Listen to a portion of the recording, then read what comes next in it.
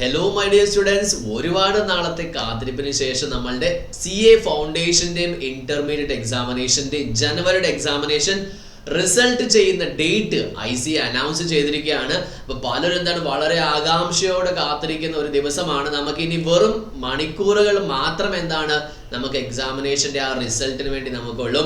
അപ്പോൾ നമുക്ക് നോക്കാം എന്താണ് ICAയുടെ അനൗൺസ്മെന്റ് എന്ന് പറയുന്നത്. ഇവിടെ വളരെ കൃത്യമായിട്ട് പറഞ്ഞിട്ടുണ്ട്.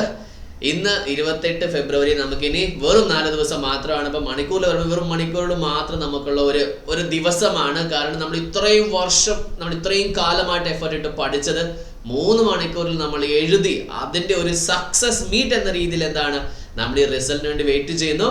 ട്യൂസ്ഡേ 4-ാം തീയതിയാണ് എക്സാമിനേഷന്റെ result. It is likely to be declared.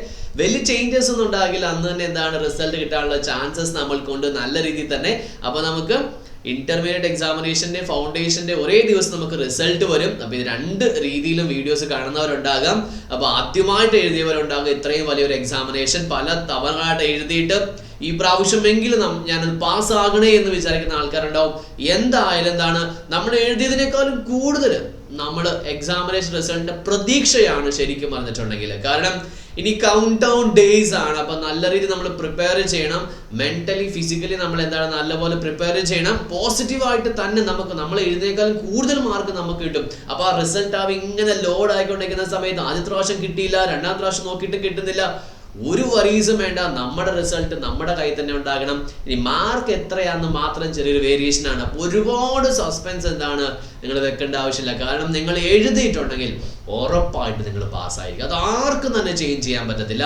അപ്പോൾ നിങ്ങൾ ഇത് ചെക്ക് ചെയ്യുന്ന സമയത്ത് നിങ്ങളുടെ രജിസ്ട്രേഷൻ നമ്പറും അതേപോലെ തന്നെ റോൾ നമ്പറും ഒക്കെ ഇത് എൻ്റർ ചെയ്യുമ്പോൾ വളരെ കൃത്യമായിട്ട് എൻ്റർ ചെയ്യുക. നിങ്ങൾ പരിഭ്രാന്തരാകരുത്, നിങ്ങൾ ടെൻഷൻ അടിക്കരുത്.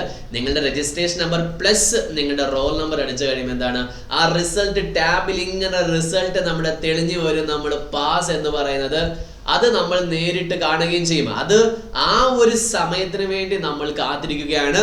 അപ്പൊ നമുക്ക് എല്ലാവർക്കും തന്നെ ഓൾ ദി വെരി ബെസ്റ്റ്. അത് ഫൗണ്ടേഷൻ എക്സാമിനേഷൻ ആയിക്കോട്ടെ, ഇന്റർമീഡിയറ്റ് ആയിക്കോട്ടെ, നമ്മുടെ റിസൾട്ട് പോസിറ്റീവായിട്ട് നമ്മൾ നോക്കിക്കാണുക. നമ്മൾ ഉറപ്പായിട്ട് തന്നെ നമ്മൾ പാസ്സാകും. പാസ്സായതിനു ശേഷമേ നമുക്ക് ഇനി അടുത്ത കാര്യങ്ങളെ കുറിച്ച് ആലോചിക്കുന്നുള്ളൂ. നമ്മൾ അടുത്ത ഇന്ററിലേക്ക് പോകുന്നു, അല്ലെങ്കിൽ നമ്മുടെ അടുത്ത ആർട്ടിംഗ്ഷിപ്പിന്റെ പരിപാടിയിലേക്ക് നമ്മൾ പോകുന്നു. ഒരു ഗ്രൂപ്പാണെങ്കിൽ 2ാമത്തെ ഗ്രൂപ്പിലേക്ക് നമ്മൾ പോകുന്നു.